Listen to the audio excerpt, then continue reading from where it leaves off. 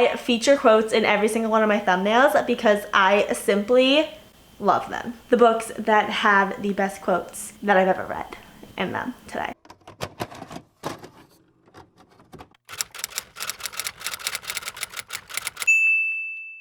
Hello everyone and welcome back to my channel. My name is Sarah and I am so excited for our video today. Also, side note, my cat is right there playing with a crinkly ball and my window is open right there. So if you hear background noise, it's either Luca or the outdoors. It's just such a beautiful day out and I like to have the windows open to use the natural light, which I hope is coming across. We are going to be talking about some of my favorite books. I don't know if I'm the only one that feels this way, but I feel like I have favorite books in different categories. Let me explain. I have favorite books that are my favorites because of the plot and the story. I have favorite books that are my favorites because of the way that everything is so well thought out and so introspective. And I have favorite books because they just connect all of the dots at the end. The Harry Potter series, just in a way, so perfectly.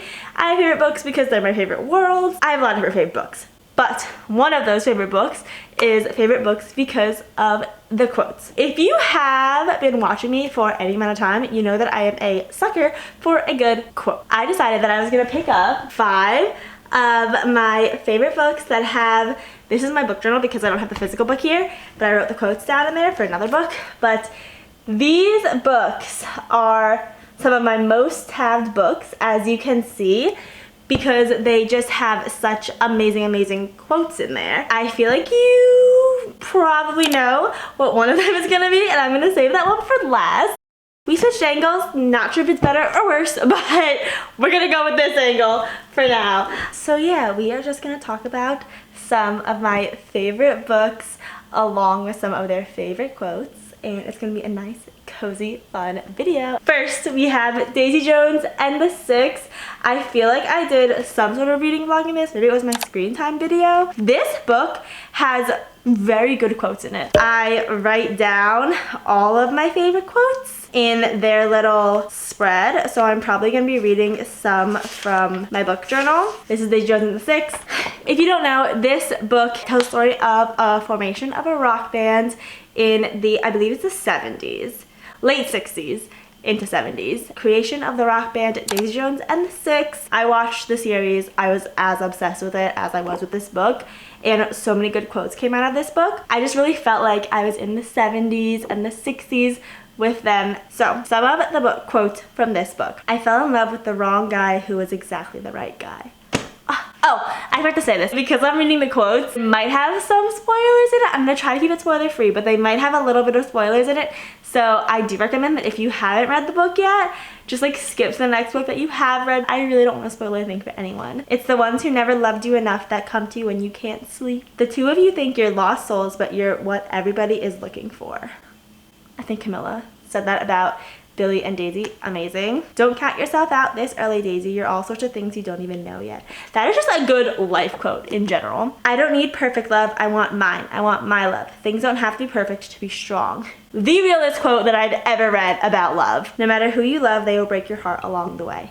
Again, realest quotes about love that aren't just like rose-colored glasses. And if you know me, I love a good rose-colored glasses viewpoint, but just some of these quotes were so real that I was like, yes. Everything that made Daisy burn made me burn. Billy, how can I be around Daisy Jones and not be mesmerized? Can I talk? How can I be around Daisy Jones and not be mesmerized by her, not fall in love with her? And then just an introspective one. The safer she felt for me, the more dangerous she was. And then this one that Daisy said about Billy. Billy saw me the way I wanted to be seen. Everybody wants somebody to hold up the right mirror. Like, yes, girl, so true. I get it, man. Oh, the girl power quotes in this book, also, yes. It's not my responsibility to not turn them on. It's their responsibility to not be in. Okay, point blank, period. I really felt like I understood him, and I think he understood me. You know, things like that, that kind of connection with a person. It is sort of like playing with fire because it feels good to be understood. You feel in sync with a person. You feel like you're on a level that no one else is. Twin flame connection, that's all I'm gonna say. That is actually the perfect way to describe Daisy and Billy's relationship in this book. They are twin flames. If you don't know what twin flames are, look it up and then read this book and tell me that that is not perfect for Daisy and Billy. So yes, those are just some of the quotes that I love that came from this book. That is all we're gonna do for Miss Daisy Jones because I could definitely go on. There are some beautiful orange and purple tabs in here for it. Next book, The Fine Print. Look at these tabs in here. We love to see it, so satisfying. This is the first book in the Dreamland Billionaire series. It's The Fine Print by Lauren Asher. It tells the story of Rowan and Zara. Rowan basically was tasked by his late grandfather to fix Dreamland, think Disneyland. It's a multi-million-dollar corporation, and he was tasked with fixing it to make it better for the people. It's total grumpy sunshine. In that process, he meets Zara. She is the most sunshiny creator ever, with some deep stuff in here too, and I think that it had some really good quotes as well. Now, I didn't even write my The Fine Print entries yet, so I'm just gonna flip through this and we are gonna see some of the amazing quotes. Although I'm not gonna lie, Rowan was like a little annoying at sometimes, but I still love him. It's okay. Okay, there's this first one. So to you, Rowan, the dreamer who stopped dreaming, I ask you one thing. Become the director of Dreamland and bring the magic back. The dreamer who stopped dreaming is what got me. Let it go. Show them that they didn't break you no matter how close you got. Yes, live in your own power. I gave up the person I was for a man who couldn't handle the woman I was meant to be. If he's not there for your growth, then he needs to be shown the door. Life lesson for all of us. Can you tell that quotes from books just get me so hyped up? Okay, also, the perfect grumpy sunshine quote. She's a ray of sunshine ruining my perfectly dreary day. I think that Lauren Asher was like, how can I put grumpy sunshine into one phrase? And that's what she came up with. It's fitting given how I act like a complete around her, who is willing to risk everything for a moment of her light. Please, Rowan, please. He makes me feel beautiful. Not the superficial kinds either, but in a way that makes me proud of who I am, in a way that makes me think he cares about my soul first and foremost. This little part is gonna be what I mean when I say that Rowan is dramatic sometimes. If I had a heart to give, it would be all yours, free of cost. Like, that's so sweet, but you're not like a vampire with forever in life that you don't want to get attached to people. You're human, you do have a heart. It's just, you know what I mean? Just dramatic sometimes. So we're gonna end on that one with The Fine Print. By the way, this is a 5-star book for me. I don't think I put it in one of my wrap-ups. I might have. I didn't do a wrap-up for April because I'm gonna do a combined April-May wrap-up because I was like in between too many books to just consolidate it to one video. So we are gonna be waiting for that, and that is why there was no April wrap-up. But yes, The Fine Print, that is another one of my favorite books because of the quote. All right, what's next? Love in Other Words by Christina Lauren. I chose like the pink and the blue. I did not color coordinate them based on whether it was Macy's quote or Elliot's quote, but I just thought that it went well with the cover. And this is another 5-star book for me. I think it was in my 5-star reads video a few months ago with some amazing quotes. Also one that I made part of my thumbnail at the very, very beginning because I was like, yes, don't spoil her with toys, spoil her with books. Tell her you love her, girls need the words. So if you don't know, this is a story about second chance romance, friends to lovers. They were best friends when they were little. Macy had a house right next to Elliot's family and they just became really close. They would read in the library together. It was adorable. Something terrible happened and then they split apart. They just didn't talk to each other for 11 years and now they are coming back to see each other. They literally meet in a coffee shop. They were each other's like once in a lifetime love. So yes, we love a good second chance romance. We love a good friends to lovers. But that is what this book is about. I wish I got to hear all of her normal details every day. How else can you say I love you than saying I want to hear all of your boring details every day of my life? Like, okay, there are a ton of other ways to say I love you, but that is a very good one. You're the love of my life. I assumed I would get over you eventually, but seeing you yesterday, I couldn't go home to someone else and pretend to love her with everything I have. Yeah, this one definitely had a lot of good romance quotes. Do you think about me? I asked. Sometimes it feels like I think about you every minute, he whispered. Oh! Also, if you didn't watch the video, when I was reading this book, I was, for some reason, constantly picturing Elliot as Harry Styles, and it just makes reading all of these quotes and imagining Harry Styles say them, literally, it's a whole other feeling. I highly recommend. I feel like this is one of those books that are going to become a comfort book for me that I can just flip through. I love doing this video because just reading all my favorite quotes from my favorite books just makes me so happy. So thank you for sitting here with me. The whole time Elliot is there, his arm pressed to my arm, my twin heartbeat, a comforting presence. So sweet! And we'll end on this one. I have always loved you. There was never anyone but you for me. You knew that. That is Love in Other Words, an amazing book with some amazing quotes, another 5-star read. Okay, now before we get into this one, if you know, you know, we're gonna talk about my fourth one, which I do not have the physical copy of because I read it on an ebook, but I am definitely gonna get the physical copy of because it was just great. It's The Midnight Library by Matt Haig.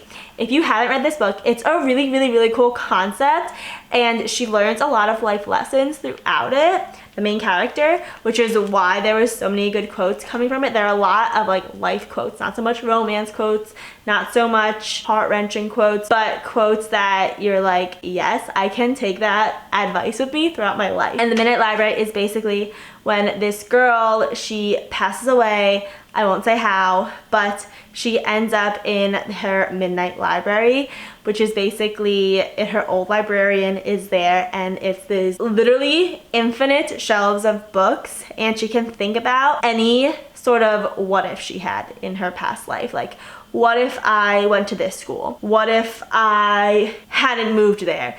Literally down to the detail, probably of what if I chose a black cat instead of an orange cat? You know, just like those little things. The library will shift and move, and the book containing that life, that other dimension of herself, will come right in front of her, and she can open it and live that life and see what life would be like if she had made that choice. She can keep living that life, and all she would have to do is she would have to think like, this is not what I want, and then she would be back in the midnight library.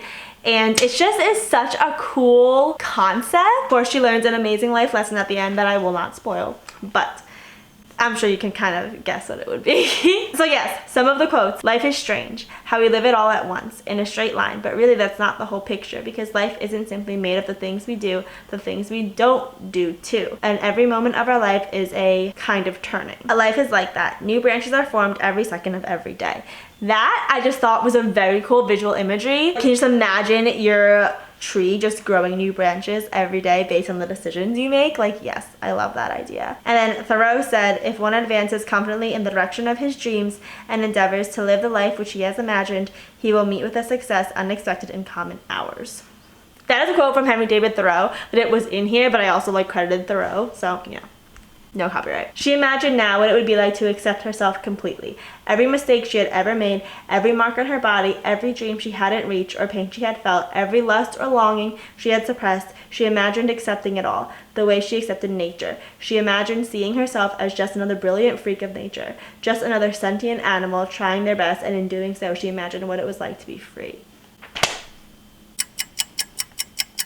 There is so much to unpack in that quote, but let's stick with she imagined seeing herself as just another brilliant freak of nature. That is so comforting to me in some way. I don't know why. If I'm the only one that feels that, then it's fine. That is just like, yes, powerful, love it. It's amazing what the brain can fill in and what it is fine with forgetting.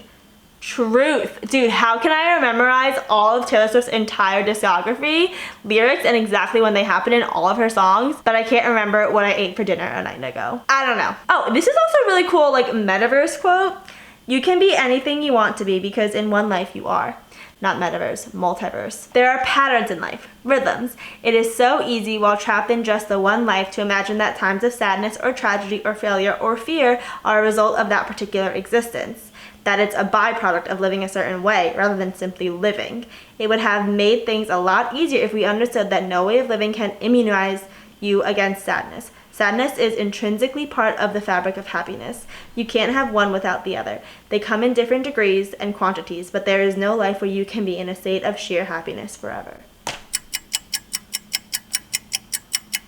I don't even know where to go from that one because there was just so much there. I could go on a thought spiral down that for hours. He says these quotes that we know intrinsically, but we don't actively know. So it makes things in life seem so much more difficult than they actually are. That is why I love The Midnight Library. I loved that book for so many reasons, but all the quotes I took from it, it was amazing. All right, now we are on to the last one. You guys already know, you already know.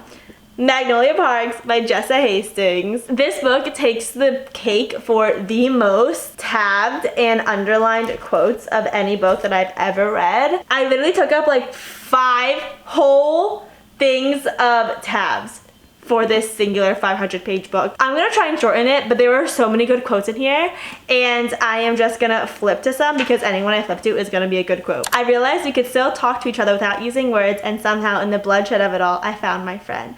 Too much of my life, maybe even too much of who I am entirely, can be traced back to him or us. Everything wonderful, everything magical, everything painful, everything beautiful and spectacular and wretched and defining that has happened to me happened with him.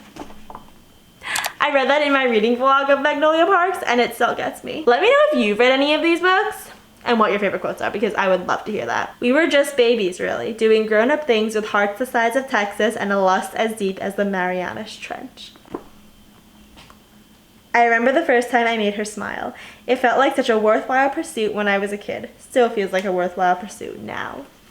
BJ Valentine, stop. Stop, please. My heart is gonna break. That's where we're constantly trying to revert to, I think. To a place from before we began killing each other for our hearts to stay alive. Again, twin flames. Twin flames. Talking about Tom. He steps in front of me, shielding me from the boy who broke and breaks and keeps breaking my unlearnable, untrainable heart. Now, with his eyes on me like that, spotting the cracks in my finish before I do, preempting them with his hands on my face, trying to hold me together, but he can't. These are the heart-wrenching quotes, honestly. I need to stop after. I'm gonna like limit myself to only 3 more quotes because it is just making me. I need to reread this book because BJ and I are unquantifiable. It's the nuances of all the ways we love each other and have loved each other and keep on accidentally loving each other, and it's the intricacies of our threads we've knotted together, and it's the secrets we know about each other, and it's that one broken heart we share. Maybe this is like a me problem where all these quotes are like breaking my heart. And if I loved myself more than I love her, I would have cut the ties between us as soon as she started to strangle me with them. If I loved me more, I would have let me drift away into the dark out of her light, but I didn't. And I couldn't and I won't, because when it comes to her, I have zero instinct for self-preservation. I'll die in her arms or at her doorstep trying to get back into them. I don't think we're supposed to love people lightly. I don't think we're supposed to love them a little bit and move on. Tom grew roots. It's not his fault. I let him. One more, and then that's it. We gotta go. We've been recording for over 45 minutes. Okay, this one, I know that I read in the reading vlog. I'm pretty sure that it was the quote that I featured on my thumbnail, but I have to read it again. We have to end on this one. And then I remember it, like a physical punch in the gut, how much I loved him, really loved him, to the bone loved him, cut me and I'd bleed him, how much I needed him, still needed him, would forever, always, never, couldn't, even if I tried, needed him. And that is why I love Magnolia Parks for the quotes. It just, do you see the smile? Books make me so happy, guys. They just make me so happy. So there we have it. Those are the 4 books, well, 5, including Midnight Library, that are my favorites because of the quotes. Thank you so much for coming here with me and listening to me talk about all my favorite quotes from all my favorite books, because it's just like, I'm obsessed. I'm obsessed. Thank you so much for watching. I'm gonna go now and probably read more quotes that I love. That's gonna be it from me today. Let me know if you have read any of these books or your favorite quotes from other books, because I just need this feeling that these books have given me. I need that feeling all the time. So let me know down below. And yes, thank you so much for watching, and I'll see you next time. Bye.